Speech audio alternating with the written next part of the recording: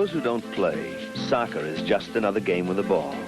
But to a player, any sort of player, good or bad, young or old, soccer is action and emotion.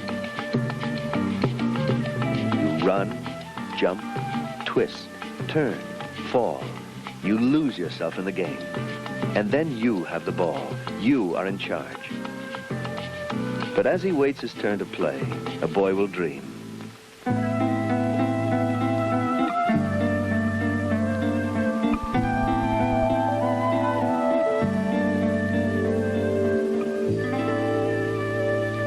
Is it such a long way from his world to this one?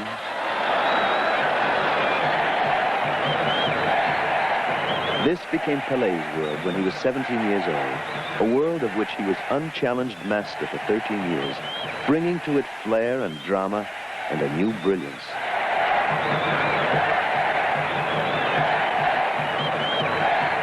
With passes like this.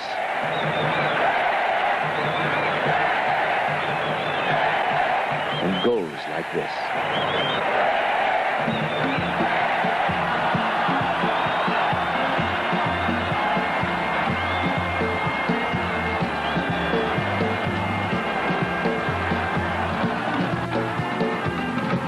Those were the years of Brazil's 3 world championships, 1957 through 1970. The years of Pelé, the man they called the King.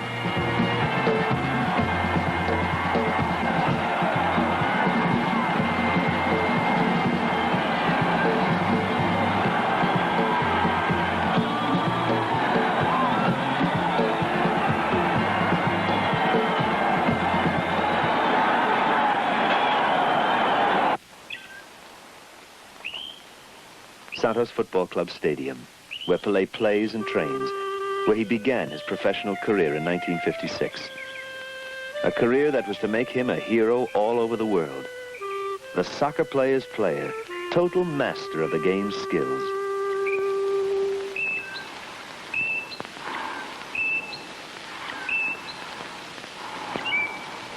It's around those skills that this series of films is built. Skills such as ball juggling as a way of learning ball control.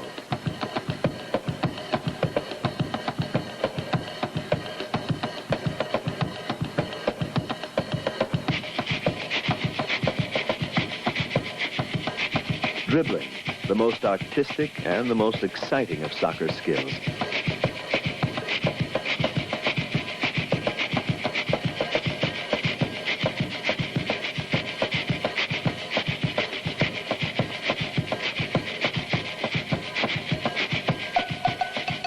Shooting, the not-so-gentle art of scoring goals.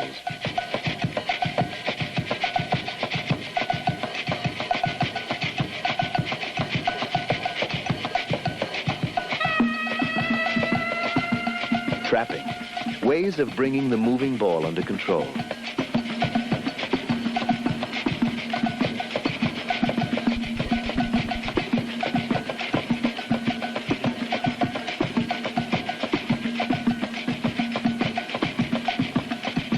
Heading, soccer's unique skill, using the head as a weapon.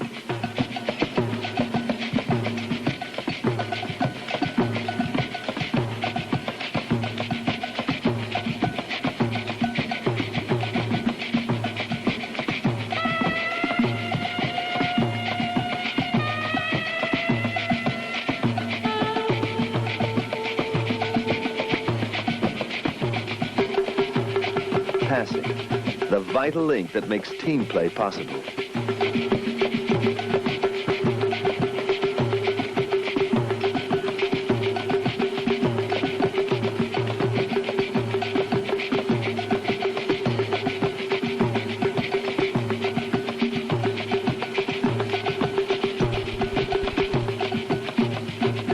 There's an art to everything. Penalty kicks, free kicks, goalkeeping.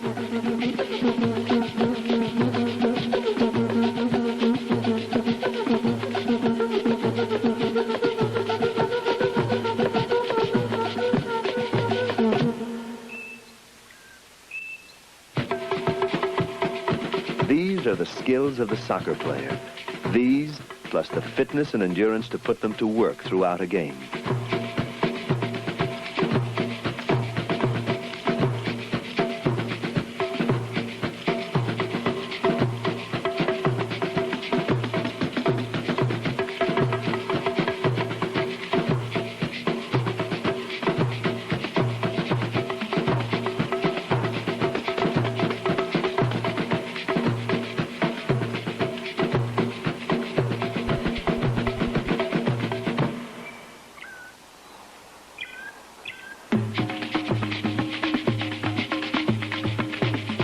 Pepsi-Cola, through its worldwide youth soccer program, presents this series in the hope that all those who play will learn something more about the game, and that all those who watch will find the game even more exciting.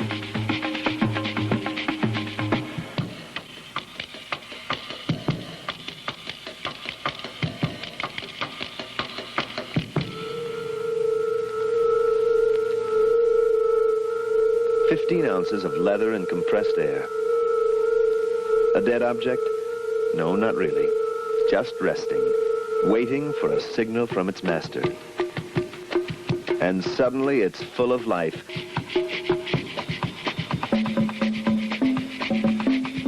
Learning to be two-footed, for instance.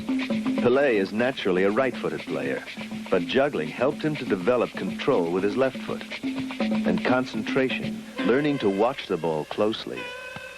Balance. When your feet are busy controlling the ball, your arms must help with your balance. And juggling helps to develop touch, the ability to kick the ball gently or harder, just enough to make it go exactly where you want it.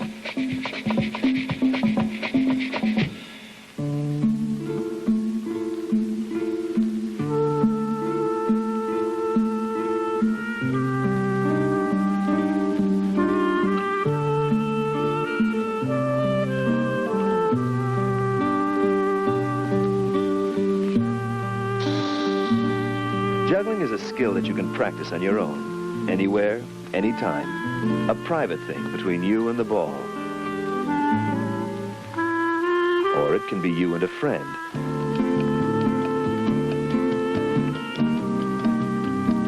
But however you do it, it'll be something that you learn and develop in your own way and your own style. This sort of practice is not just for young players. It's just as important for stars, too.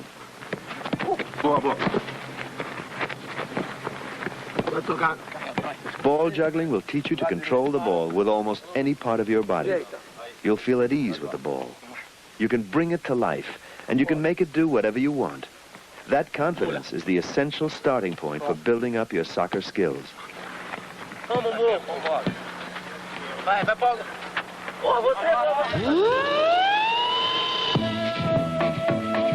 Skills such as this, the most exciting, the most spectacular, the most difficult in soccer. Dribbling. The art of moving the ball past opponents while keeping it under close control.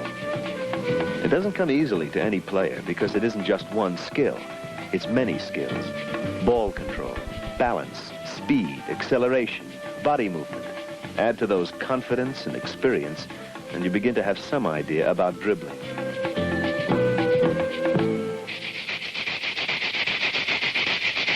The ability to change direction suddenly, to move quickly to the left or the right, and to take the ball with you, is one of the basic skills of dribbling.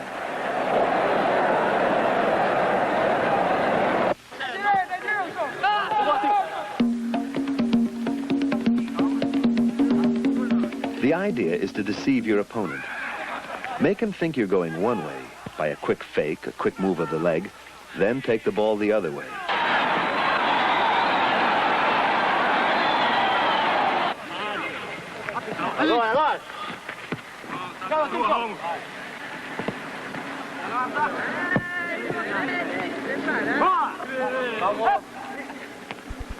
Often it isn't necessary to play the ball. A sudden lunge of the body is enough to make the opponent's move.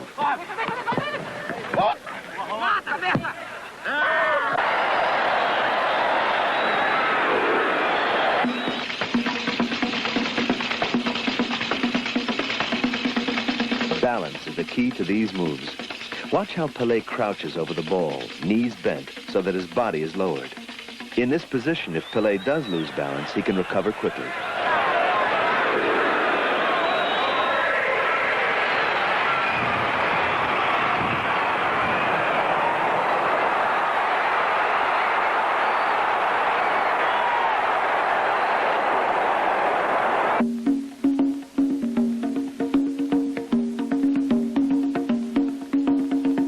Foot movements are another way of deceiving an opponent, of making him move the wrong way.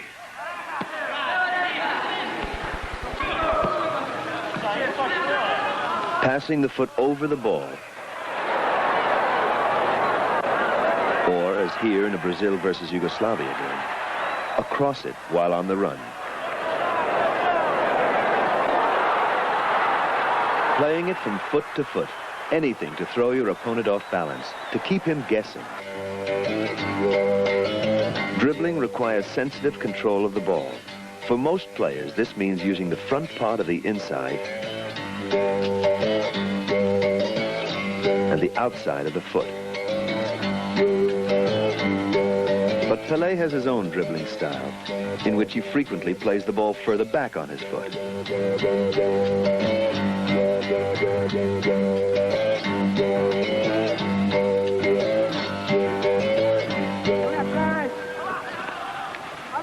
It's not speed that counts in dribbling so much as acceleration.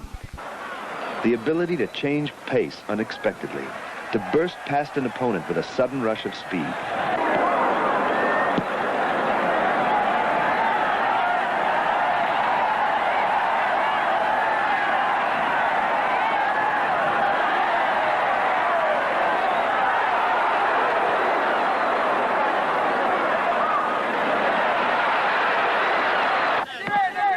Sudden starts can beat opponents, and sudden stops can fool them too.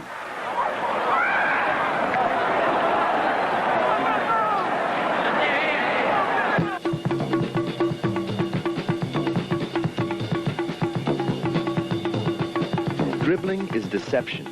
It's trickery, really. Getting the ball past an opponent any way you can, and if you can't go left or right, then go through the middle.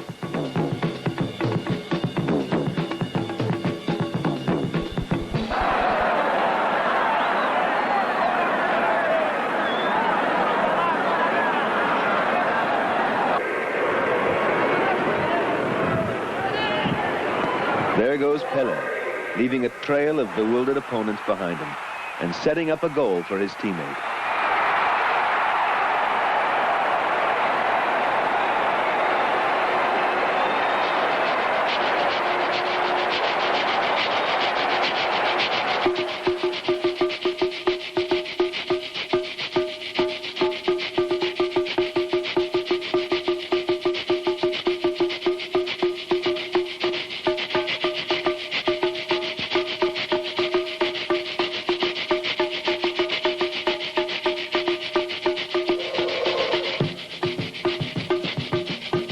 If going through the middle doesn't work, then try going over his head.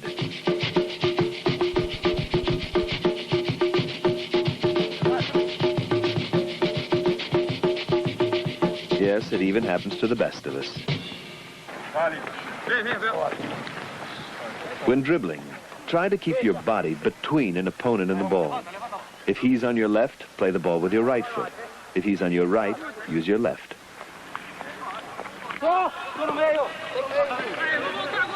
And don't dribble too long.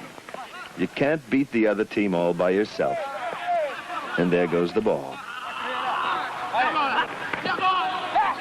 There's a time to dribble and a time to pass.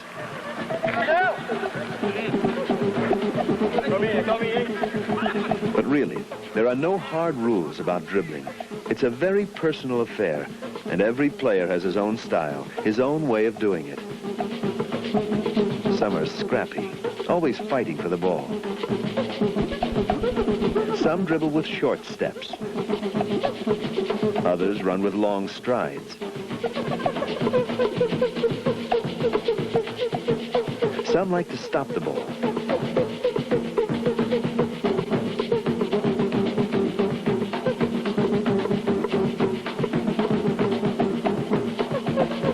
even make use of their arms. And with others, it looks like sheer determination.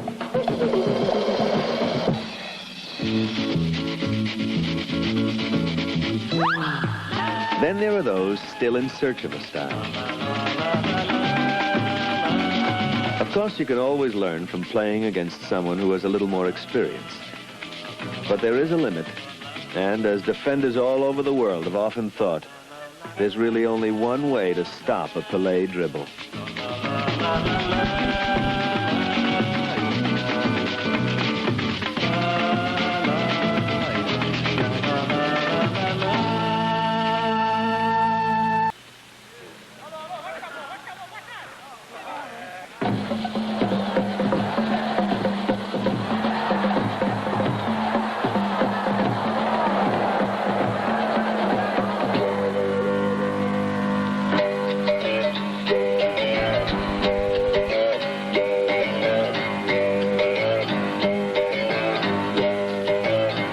Soccer is a game of kicks. Kicks that come in all shapes and sizes.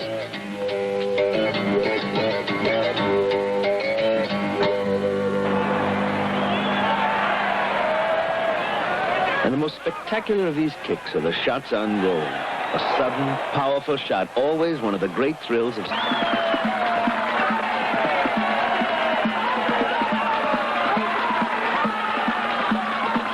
The essence of soccer is all in the excitement, the power, and the beauty of a hard-hit shot.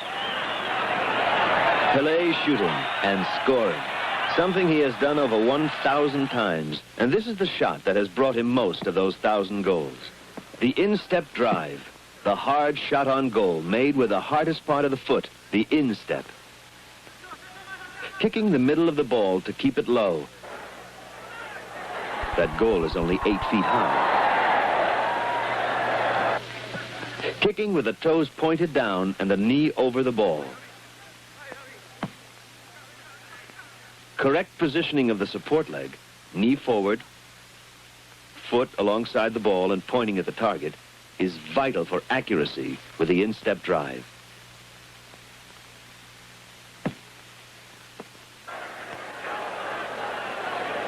The power comes from knee action. The leg is bent sharply and snapped straight as the ball is kicked.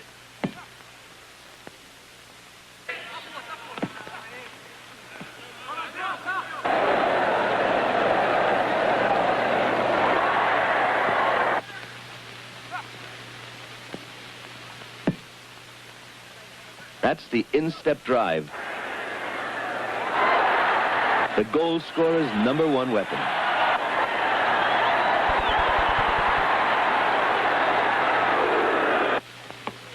But shooting during a game usually means kicking a moving ball, shooting on the run, everything, placing the support foot, getting the body over the ball, the swing of the leg, performed at high speed.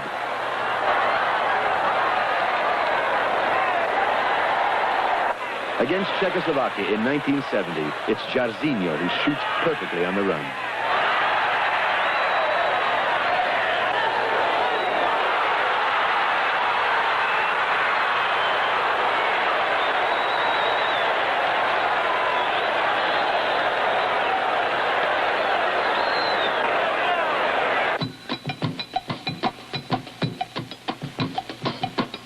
Another powerful goal-scoring shot is the volley, again made with the instep, but this time while the ball is in the air.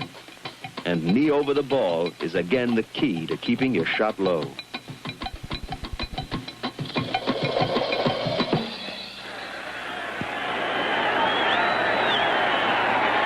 In the 1970 World Cup game against Czechoslovakia, Pelé shows how it's done, with a ball bouncing directly ahead of him.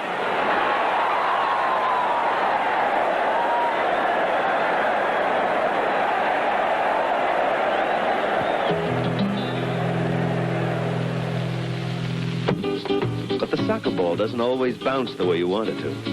If it bounces high, then how do you get your knee over it? Well, you don't. You use the side volley, where the ball is kicked with a sideways swing of the leg.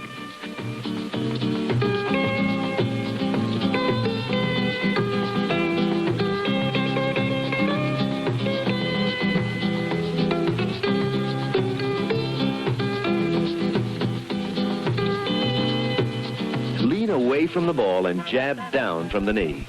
And watch the ball all the time. If you don't, you'll miss kick, or maybe miss altogether. Look again. A downward jab from the knee.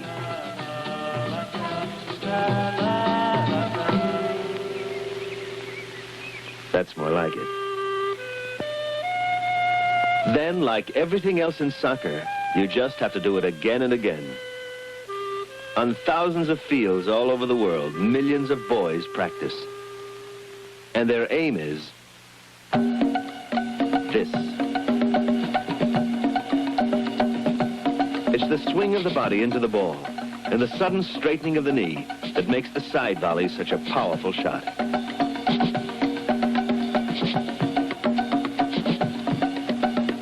A ball traveling at over 70 miles an hour. It's perfect timing that gives a volley its speed and power.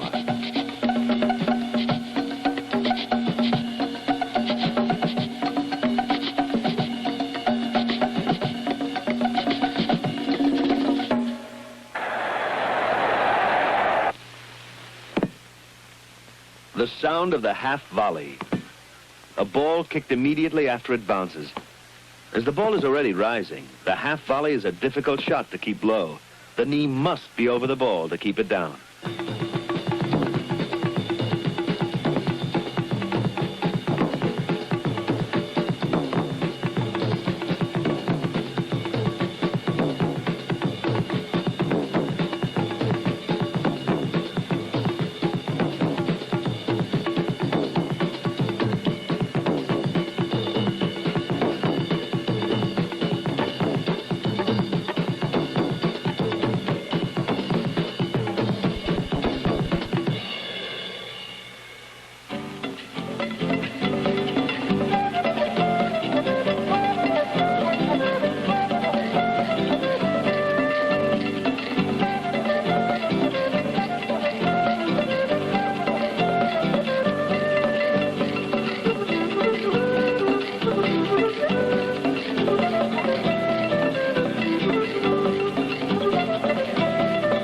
Soccer means running, a lot of running. But there's more to the sport than that. Soccer is very much a thinking game. Goals come from the brain as well as the feet.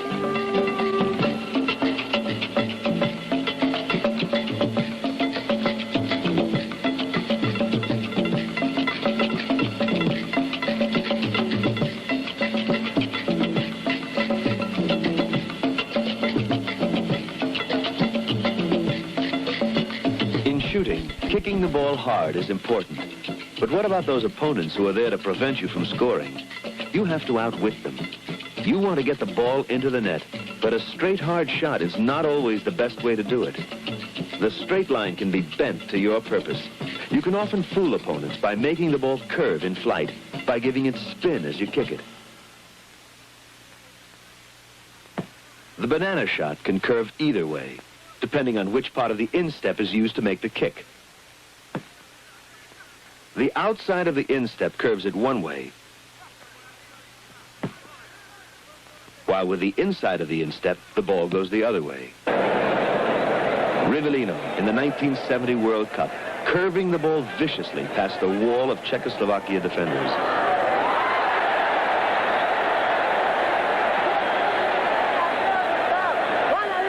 That was Rivellino shooting with the inside of his left foot. The same left-to-right curve can be given to the ball by using the outside of the right foot. The ball is struck off-center as the foot is swung across the ball.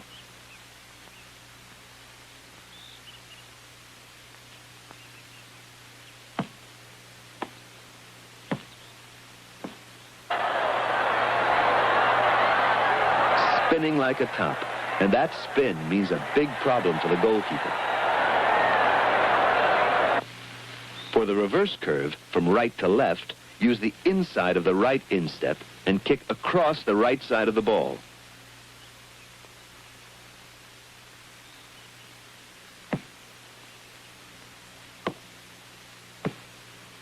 And again, that spinning ball. Changing direction suddenly means trouble for the goalie. Causing trouble for goalies has been the story of Pelé's career. He's found many ways to do it, but the most spectacular of all his shots is surely the bicycle kick. The bicycle kick.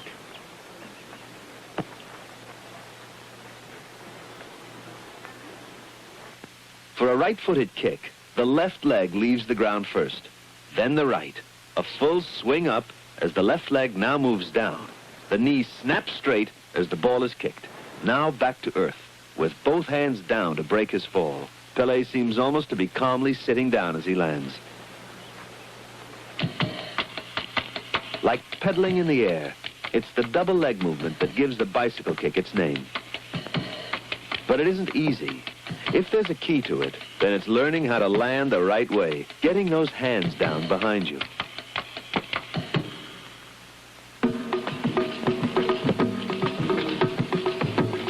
The bicycle kick. The instep drive. The front volley.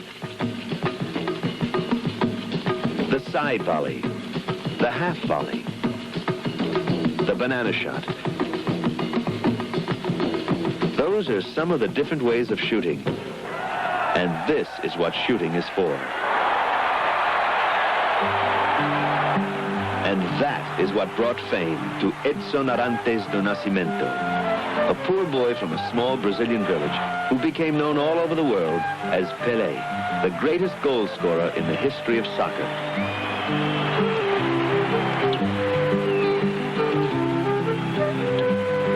For a man to score a goal is to make him an instant hero. For a man to score 1,000 goals is to make him a legend.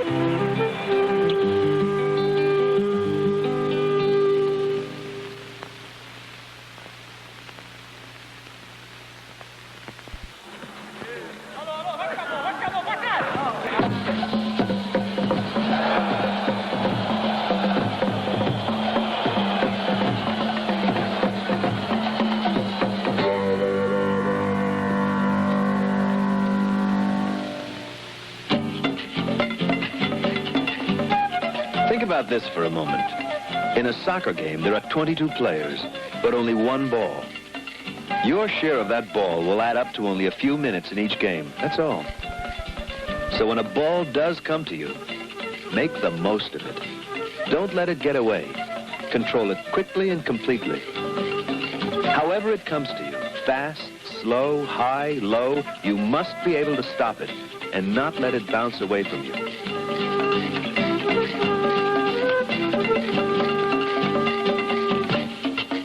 The secret of trapping is to treat the ball gently, cushion it. Relax the part of the body used so that it gives slightly as it meets the ball.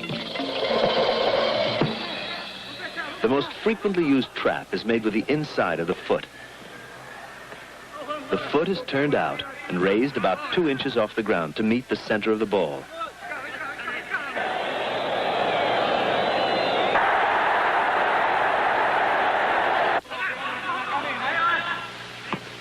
And trapping, like kicking, must be done equally well with either foot.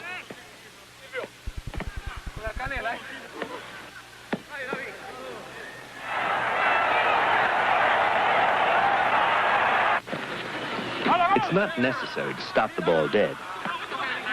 Redirecting it, but still keeping it close to you. Turning with the ball saves time and can deceive opponents.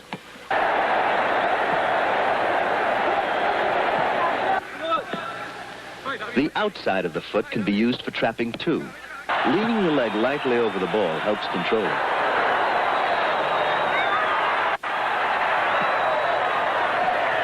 Or the sole of the foot for a ball coming straight towards you.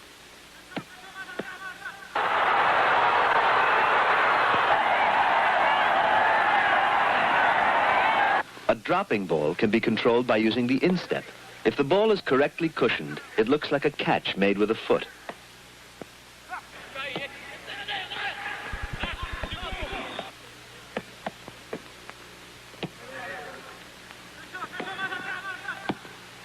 Even when you're moving, trapping is a gentle art. The ball must be taken in stride and pushed ahead of you, but not too hard. Again, it can be done with the inside of the foot or the outside.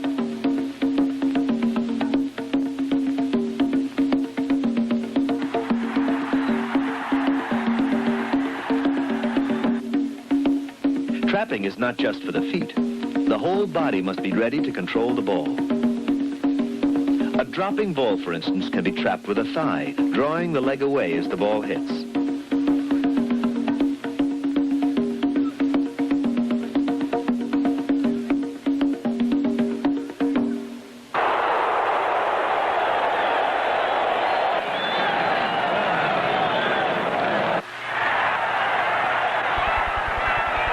For a higher ball, the chest is used, leaning back, relaxing as the ball strikes, making it bounce gently up and then to the ground where you can control it for your next move.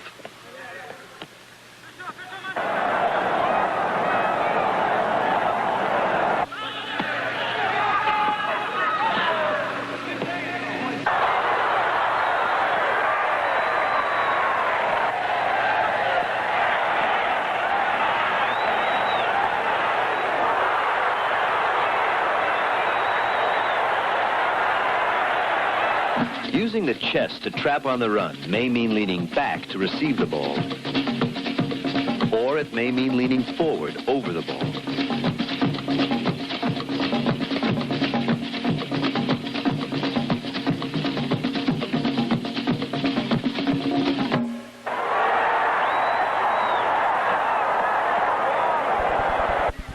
The shoulder can be used too, turning the body slightly away to cushion the ball.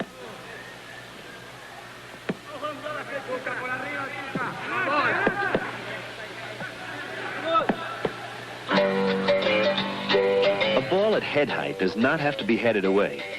If there are no opponents to challenge you for it, it can be controlled with a head trap.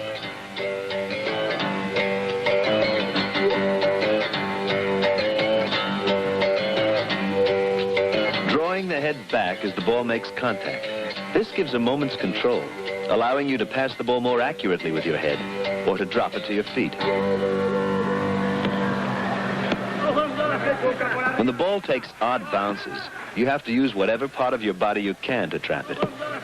Be ready to use your shins, especially on bumpy grounds.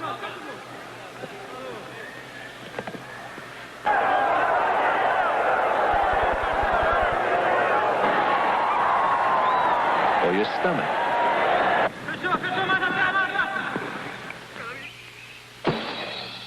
Or whatever you can get in the way.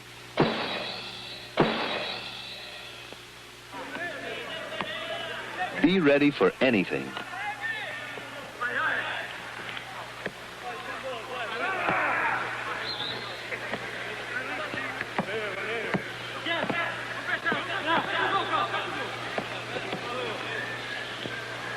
But master the basics first.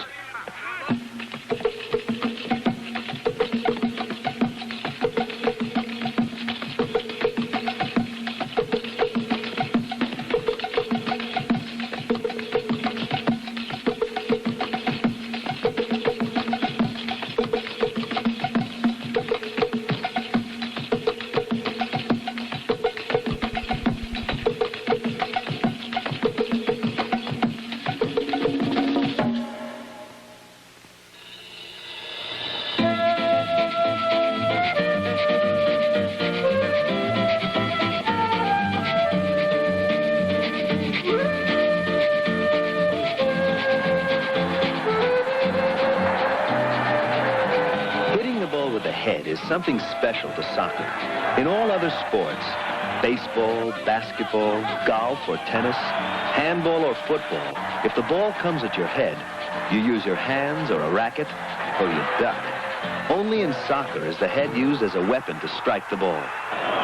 Brazil against Italy, the 1970 World Cup final. Rivellino to Pele. A leap.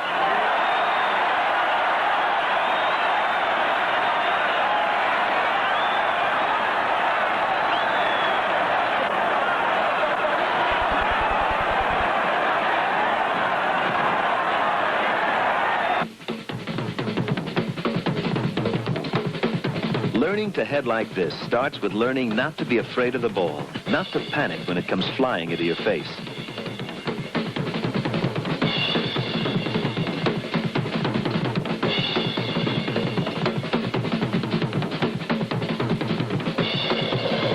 It won't hurt if you follow Pele's advice. Hit with the forehead, Eyes open, mouth closed. Forehead. Eyes open, mouth closed. As a confidence builder, throw the ball onto your forehead. Start softly, then harder and harder. Neck muscles stiff. As you get the hang of it, start thrusting your head forward to meet the ball. A few seconds and you'll see that it's all quite painless. So it doesn't hurt. You're ready to head the moving ball. Gently at first, a pair of you bouncing the ball back and forth. Body relaxed, knees bent, twisting and moving to keep underneath the ball. Don't head the ball hard. You're not trying to beat the other player. Just see how long the two of you can keep that ball up there.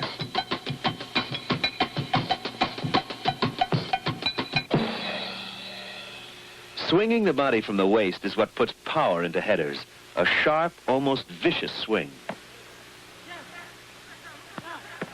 The body becomes a catapult, pulled backwards and suddenly released, and away goes the ball with the speed of a bullet.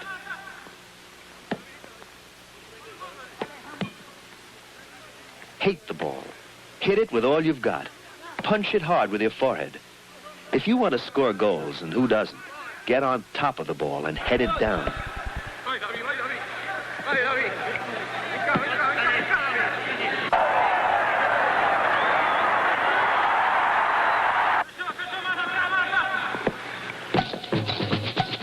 In soccer, everything moves. The players are in motion all the time. The ball never stops rolling and flying and bouncing all over the field. Here they meet, a moving player, a flying ball. Heading on the run, and that means running backwards as well as running forwards.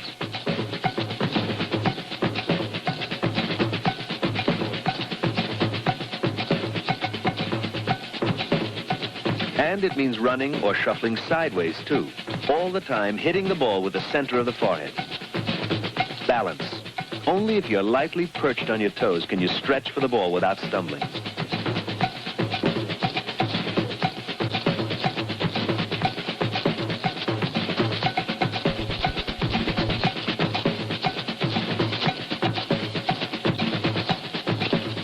When the ball is above your head, take off.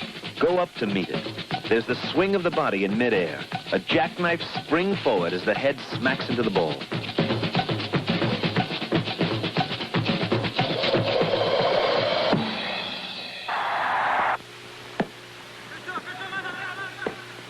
Body coiled, then a twist from the waist, and away to the side flies the ball, turned with the side of the forehead, and a big twisting sideways swing of the body.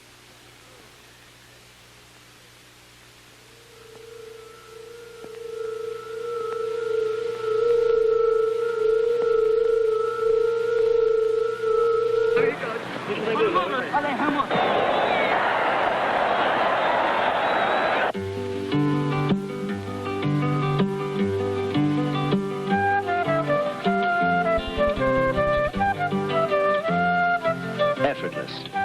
Or is it?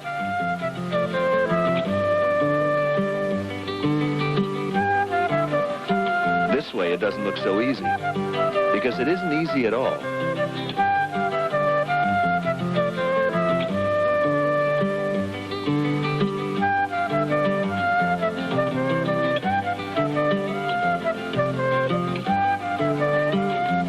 There are a lot of things to coordinate. The swing of the body, balance, neck movement as the ball is hit, the direction of the header.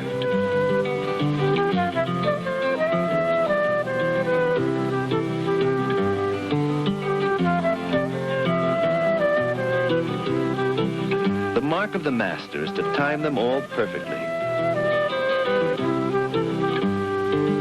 Like we said, it's more difficult than it looks. May we see that again, please?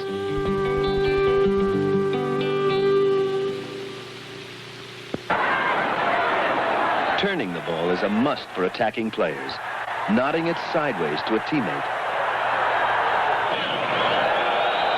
or running to a ball coming in from the wing and flicking it past the goalie. The diving header. Spectacular and acrobatic. If the ball is coming in low, not quite near enough to get a foot to it, the soccer player becomes a human torpedo, flinging himself full length at the ball. Lee of England, saved by Brazil's Felix.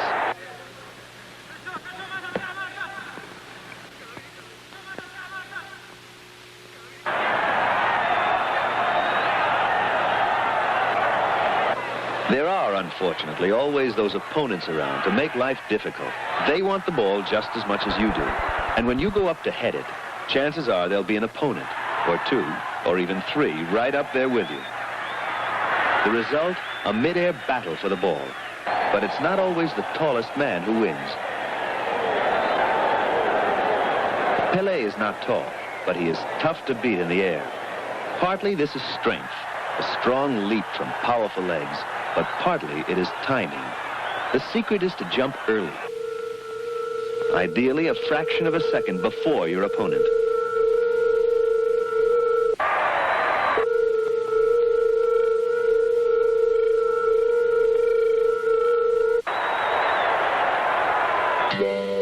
Dangling 8 feet up, 3 practice balls, targets for the Santos players at a training session.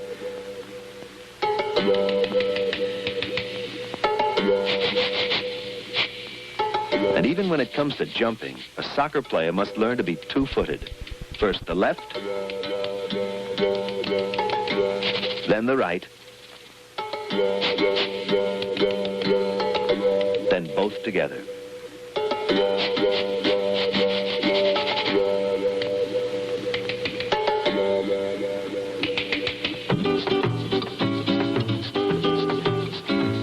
Well, it doesn't exactly look like Forest Hills, but the game is tennis, believe it or not. Heading tennis.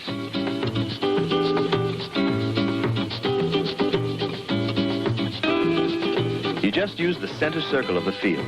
Don't bother with the net. The halfway line will do for that. 4 or 5 or 6, or is it more to a side? Keep the ball in the air after one bounce and head it back over the line.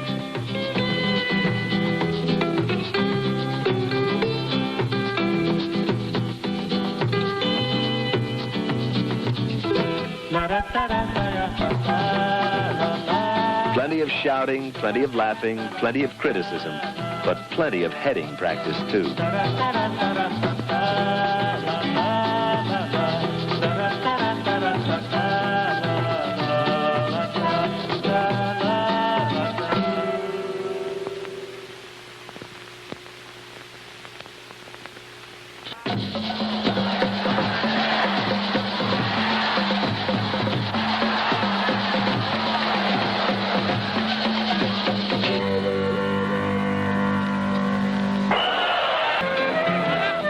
One man alone cannot do it.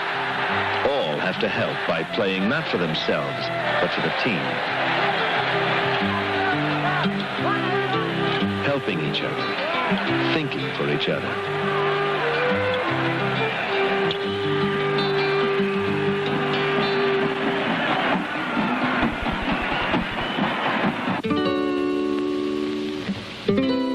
No player can do very much by himself. Afonsinho, a pass to Carlos Alberto, to Roberto Carlos. Back to Afonsinho. 11 men sharing one ball, passing it, never hanging onto it for too long, always giving it to the man who needs it. Passing. It's like an invisible thread linking the players together in precise and beautiful patterns. A skill that helps to transform 11 men into a team.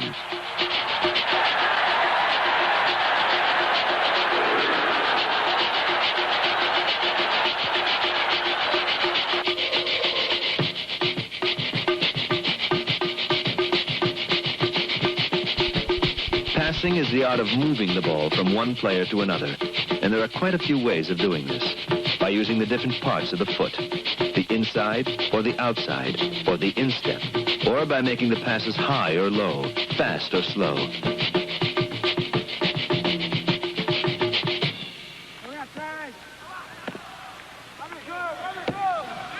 Most passes are made along the ground with the inside of the foot. Hitting the center of the ball with a large flat area of the inside of the foot gives accurate control of the direction of the pass. And passes that don't go where they're supposed to go are worse than no passes. Support foot, pointing where the pass is to go, alongside the ball. Kicking foot, turned outwards with a flat inside area facing forward. Raised about 2 inches off the ground. A short backswing, and the ball is pushed firmly along the ground.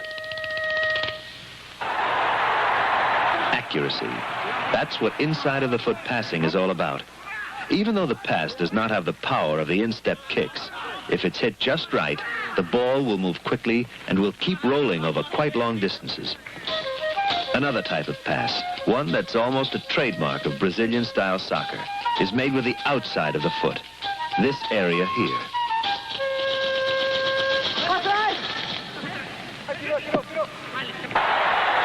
The kicking action is like a normal running stride. The ball is kicked forwards or sideways just before the foot touches the ground. Often it's more of a flick than a kick, and it's an ideal way to start a wall pass, soccer's name for the give and go. A flick, and Pele runs around the defender to receive the quick return pass.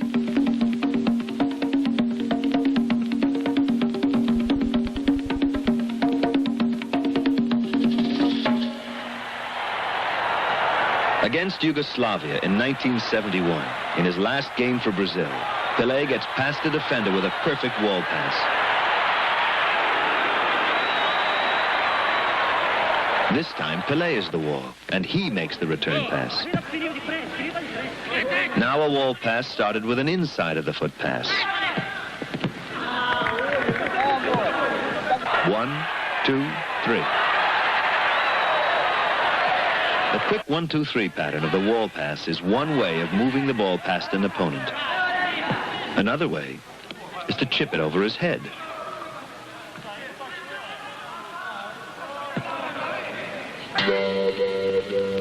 Pelé chips by jabbing his foot under the ball like a wedge, making it rise steeply over the opponent's head.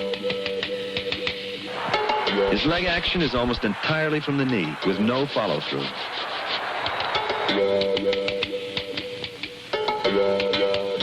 Jab hard. If you don't, this may happen.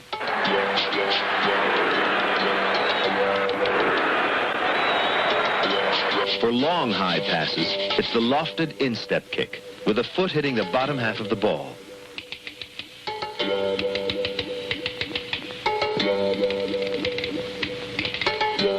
Support foot slightly behind the ball. Body leaning back. Full follow-through.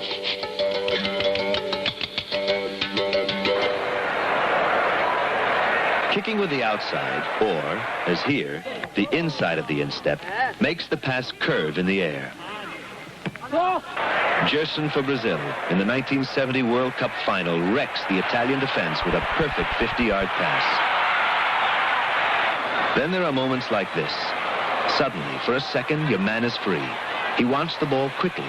Hit it low and hard with an instep drive. Exactly as in shooting. The instep drive, knee over the ball, body leaning forward. But passing is a lot more than just kicking. It's thinking, deciding who to pass to, knowing the exact moment when to pass. And the passer has to make these decisions quickly. If he hesitates, he may find he no longer has the ball.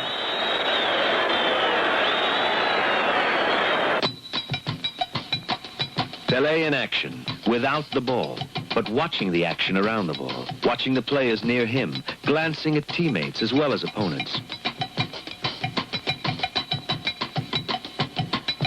Those rapid glances tell Pelé who is where. They help him decide his next move, so that when he gets the ball, he can make a quick, accurate pass, almost without looking. The receiver must be thinking ahead, too, running into an open space before Pelé makes his pass. Here, Pelé is the receiver, and it's his sudden break that triggers the pass.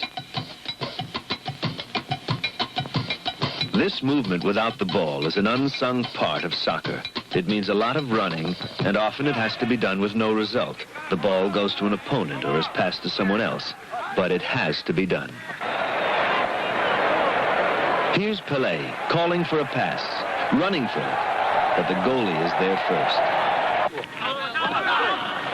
That's the receiver's job, to dart into positions where, for a precious second or two, he is free of opponents. Here, Pelé, closely guarded, needs help if he's to pass the ball. If his teammates don't try to break away from their opponents, then he cannot complete a pass because of the danger of interception. But as soon as a receiver breaks clear, Pelé can pass.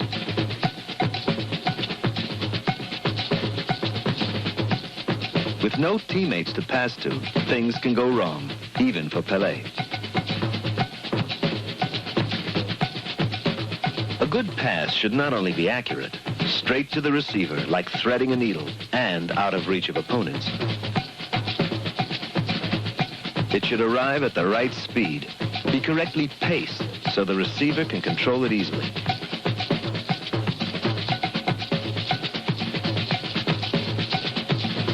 The 1970 World Cup and two beautifully paced passes by Pelé that led to goals for Brazil. First against England, Pelé, a soft, short pass to Jairzinho.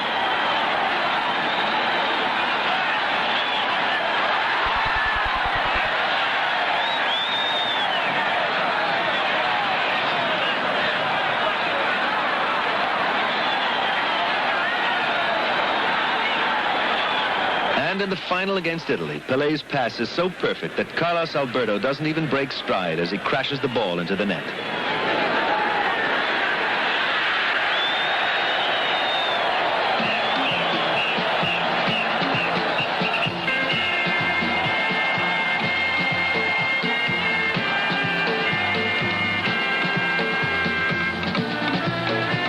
Brazil are world champions again, taking the World Cup for the third time.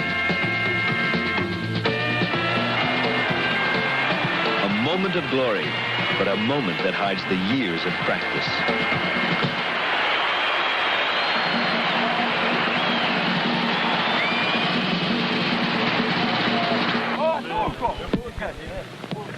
The road to the World Cup begins in practice sessions like these. Pass to who you like, but keep the ball away from that man in the middle. This is the way it is in real games. Always an opponent worrying you, running at you, never giving you time.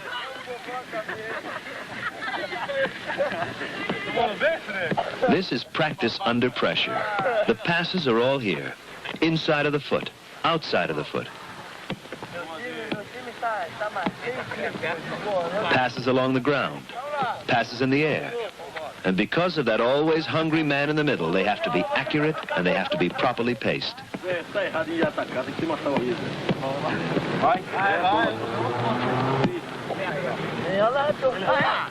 In soccer, it's the surprise move that often pays off.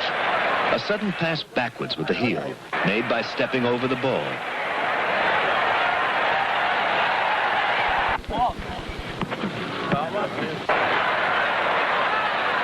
Or the crossover heel pass, made by crossing one leg in front of the other.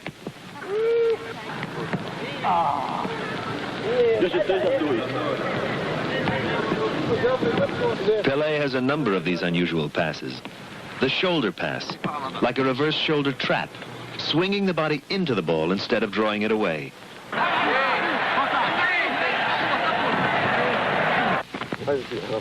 And the thigh pass, striking the ball with the flat front part of the thigh. A little lower, and it's a knee pass. Even the toe can come in useful for a ball that's only just within reach. The toe, the shoulder, the thigh, the knee. These are not passes that Pelé uses in every game, but he's mastered and perfected them all.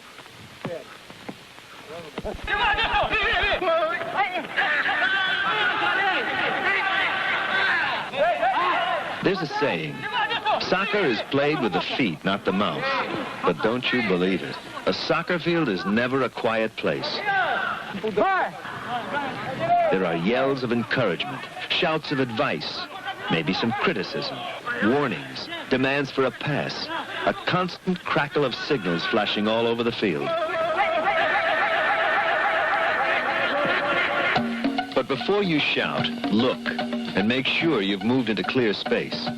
Then the pass can be made with the inside of the foot, the outside, a short chip, a long instep pass,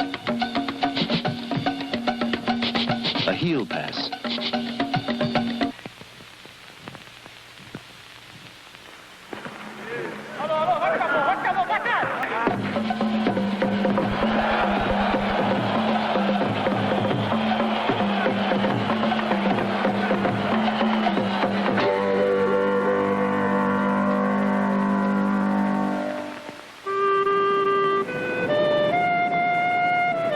Pele's soccer career has been one memorable moment after another.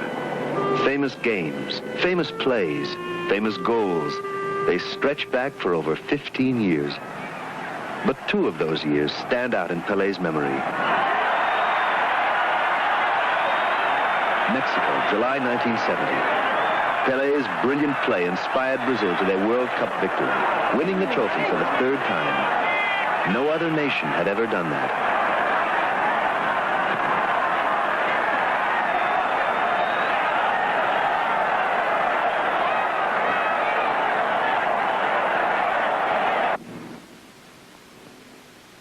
And then July 1971. Fica, fica, stay, stay. The chant from 125,000 voices filled Rio's huge Maracanã stadium as Pelé slowly jogged around the field after playing his last game for Brazil. Cheers, but sadness too. An era was coming to an end.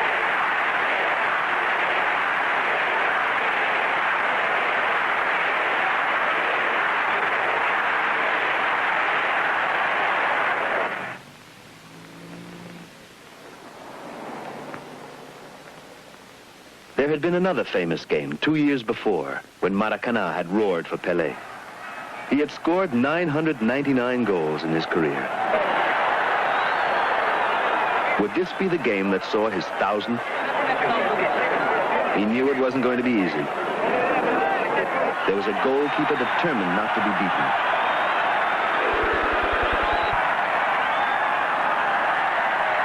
There was even a crossbar to say no.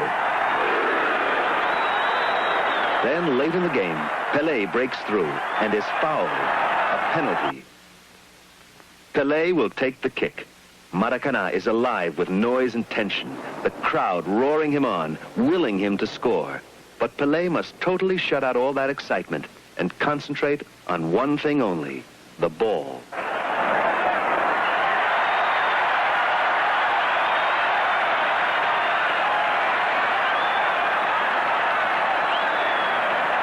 A moment of soccer history. Pelé's 1,000th goal, scored from the penalty spot.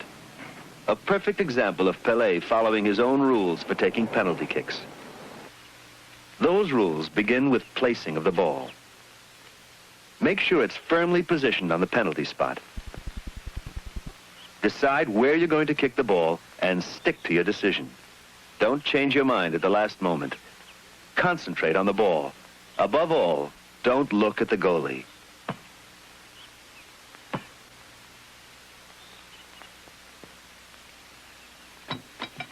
Obviously, no penalty kick should be aimed at the center of the goal. That territory belongs to the goalkeeper. The sticks with the red flags are 2 yards in from the goalposts. That is the area to aim for. Now, if you can get the ball in the 1 yard of space between the yellow stick and the post, you should score every time.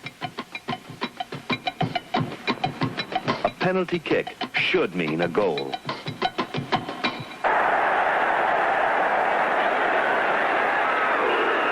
Penalty. Pelé is knocked down, but this time it's his Santos teammate Pepe who demonstrates the art of scoring from a penalty kick.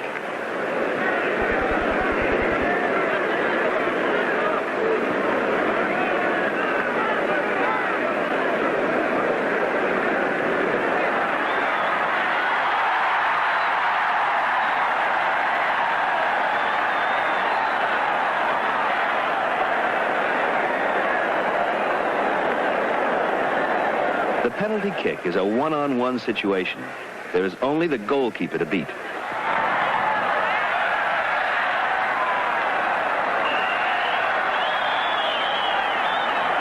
But things are not so straightforward on a direct free kick just outside the penalty area.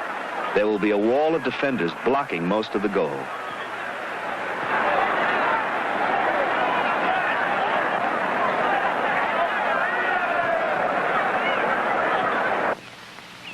To beat them, the ball has to be curved. One way is over their heads. Another way is around the side, as Rivellino does here against Czechoslovakia.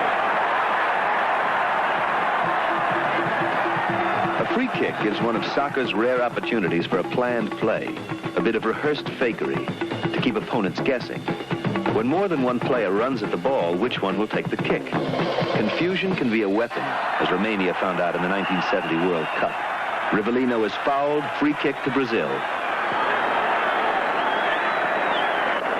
Tostão runs, but Pelé kicks.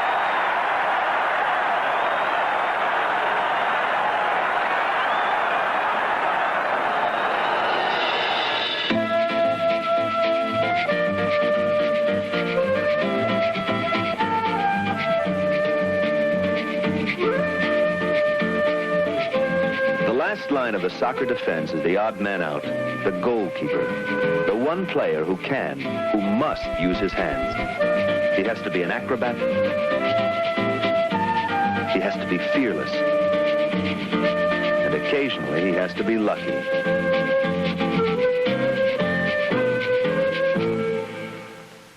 But above all, he must be able to catch the ball cleanly.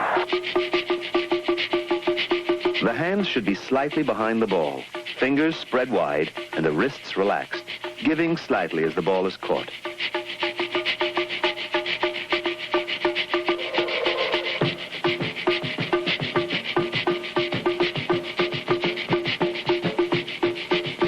The technique is the same for a high ball to the right, or to the left, or in front.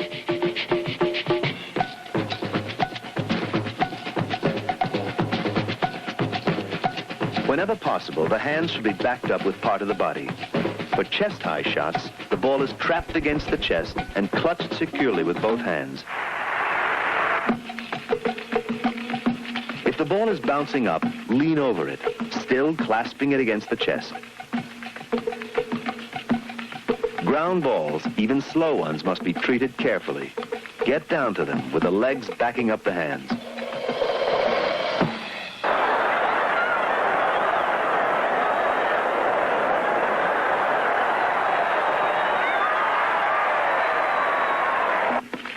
For ground balls coming in fast to either side, a sideways fall is used.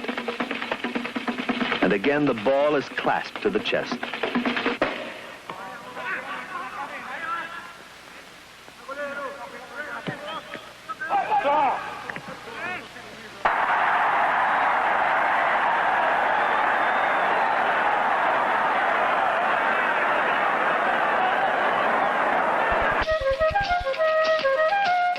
When the ball is high in the air, the goalie must jump for it, taking it at full stretch above the opponents.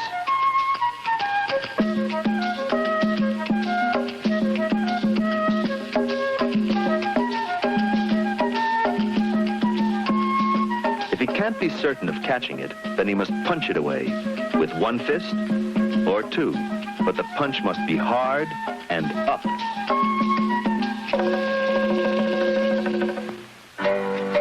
Diving save, a spectacular mid-air catch, creates a problem for the goalie. How to avoid losing the ball when he lands? He must bring his arms down quickly as soon as the ball is caught, so that the ball and his forearms hit the ground first.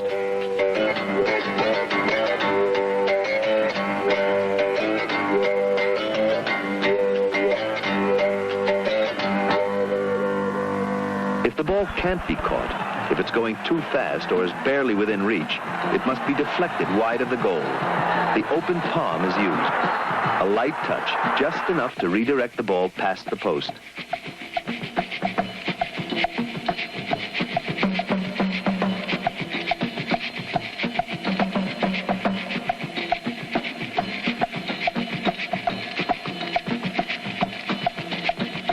If the ball is dropping into the goal, the palm is used to scoop it over the bar.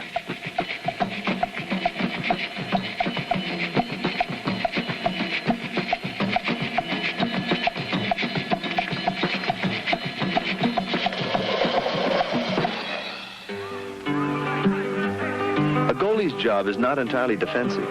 Once he has the ball, he is the one who begins the next attack. He can punt the ball downfield.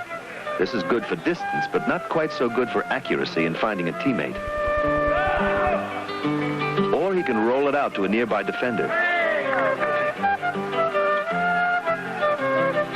If he wants to pass it quickly, he can throw it.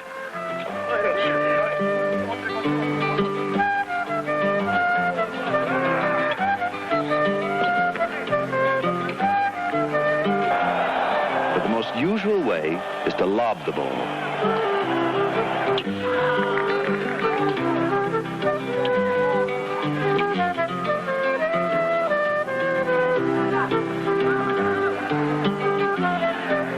Gets the ball over the head of nearby opponents and gives good distance and accuracy.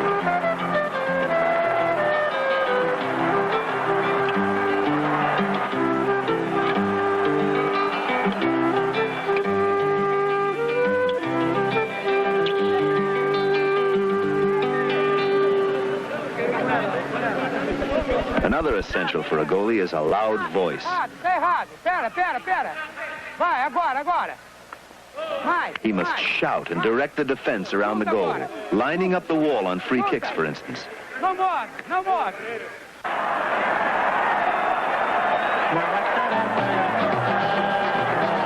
But when there is no wall, when the crisis comes, the goalie is all alone. He has to do it all by himself.